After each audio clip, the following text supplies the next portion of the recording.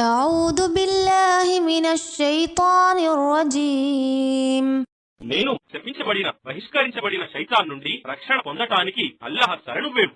ويوم نبعث في كل أمة شهيدا عليهم من أنفسهم وجئنا بك شهيدا على هؤلاء ونزلنا عليك الكتاب تبيانا لكل شيء وهدى ورحمة وبشرى للمسلمين. మరియు జ్ఞాపకముంచుకోండి, ఆ రోజు మేము ప్రతి సమాజంలో నుండి వారికి వ్యతిరేకంగా సాక్ష్యమిచ్చే వానిని ప్రవక్తను లేపి నిలబెడతాము.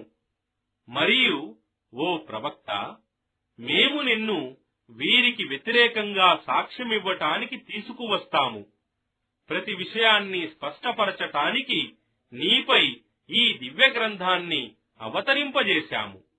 మరియు ఇందులో అల్లాహ్కు విధేయులు ముస్లింలు అయిన వారికి మార్గదర్శకత్వం, కారుణ్యం మరియు శుభవార్తలు ఉన్నాయి.